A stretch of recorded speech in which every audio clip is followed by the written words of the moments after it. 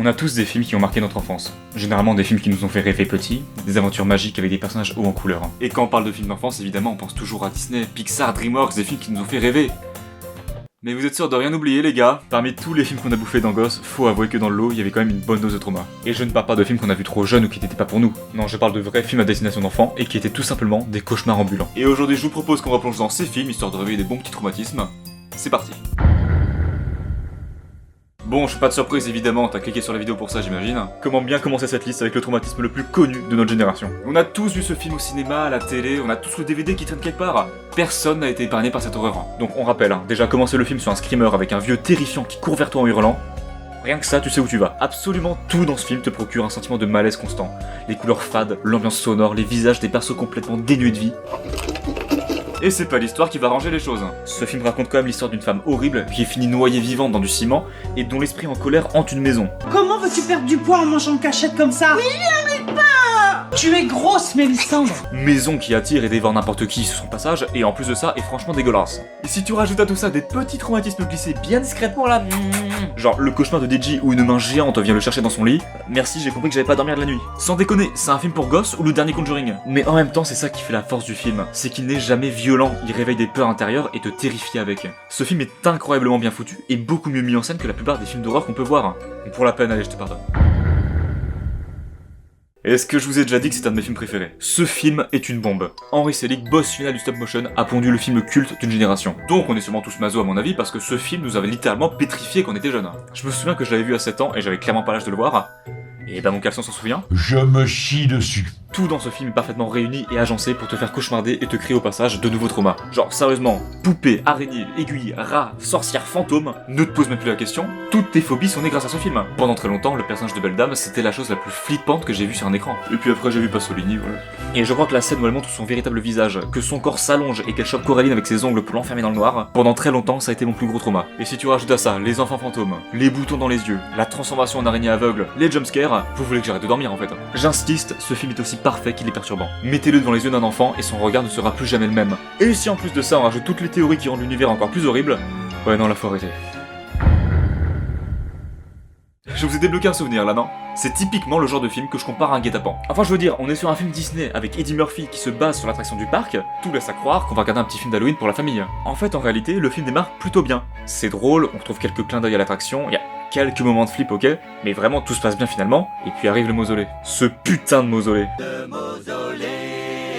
Mais il va la fermer sa gueule! Alors qu'ils allaient juste chercher une clé dans un tombeau, il a fallu qu'un des scénaristes ait la brillante idée de se dire « Et si on les réveillait ?» Fils de pute!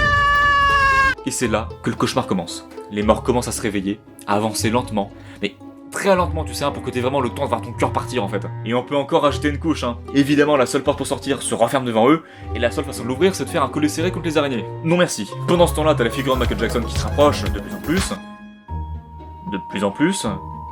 De plus en... Bon, tu l'ouvres ta porte ou pas? Sérieusement, cette scène elle est stressante as fuck. C'est vraiment le truc que t'as pas vu venir. Merci Disney. Prochaine fois que je viens chez vous, je chie dans le cimetière. Y'a de la chiasse dans toute la pièce! Mais c'est qu'on nous a encore menti, dis donc! Sérieusement, c'est qui le chargé de com qui a dit que ça c'est un film pour gosses? Y a vraiment une esthétique qui me dérange dans ce film. Je sais pas si c'est le côté fantasy des années 80 qui a pris un sacré coup de pelle, ou si ça a juste toujours été comme ça. Gros caillou. Très brièvement, pour parler de ce film, sans parler d'atmosphère, y a un truc qui a traumatisé tout le monde. Et vous savez déjà de quoi je parle.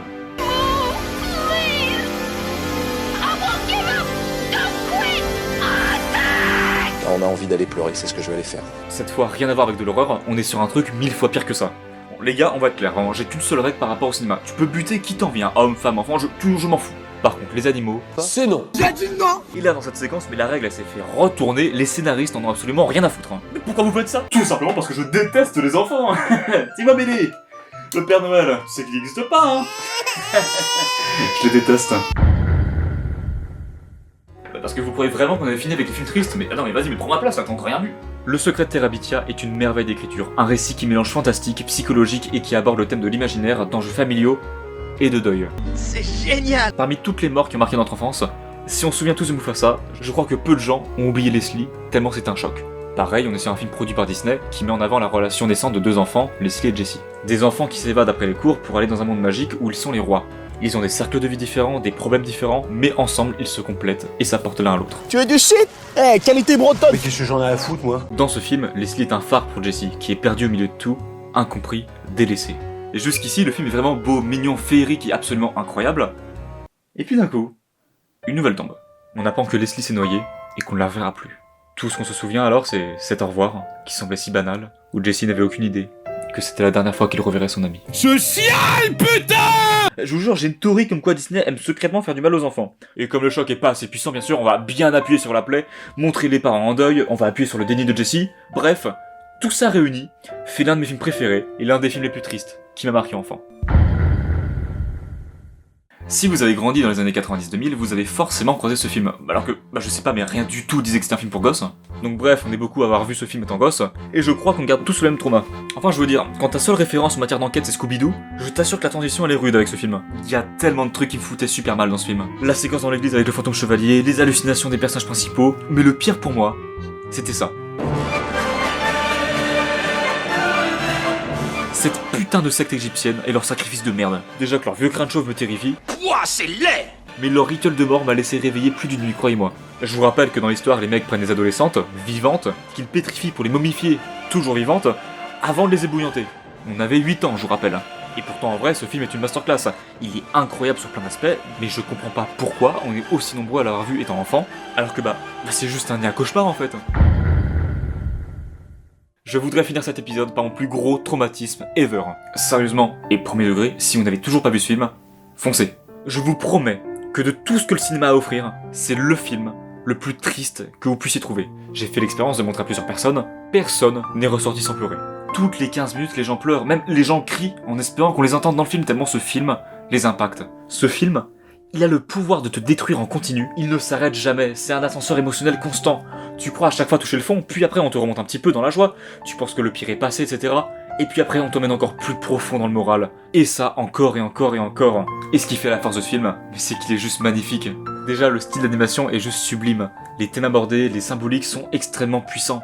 Mais c'est un film qui te déchire le cœur. Et pour chaque personnage. Car au fond, il n'y a pas vraiment de méchants dans ce film, juste des persos qui ont des vies différentes. Chacun défend ce qui lui est cher et donc personne n'est frontalement mauvais. Quand j'étais petit, que j'avais 3 ans, ce film, je le matais en boucle tous les jours parce que j'avais pas assez de recul pour savoir de quoi ça parlait. Ouais, j'étais con, ouais. Et donc quand je l'ai revu en grandissant, j'ai pleuré toutes les larmes de mon corps. Même la liste de Schindler et la ligne verte réunies ne sont pas aussi tristes que ce film. Même le tombeau des Lucioles et mes vies de chiens réunies ne m'ont pas autant affecté. Donc voilà, celui-là, je dis rien sur l'histoire, je vous laisse tout découvrir. Préparez-vous à vivre l'une des expériences cinéma les plus fortes de votre vie. Alors, ça va être plaisir de plonger dans ce trauma d'enfance. Je pense que vous l'avez compris, évidemment, on fera une partie 2. Il y a tellement de films qui nous ont marqués, faut qu'on en parle. Entre temps, et ça reste à voir, il y aura peut-être un nouveau blind test qui va arriver. Voilà, je vous dis ça comme ça. Bref, la suite arrive très vite. Maintenant, vous connaissez la chanson. D'ici là, portez-vous bien. À bientôt.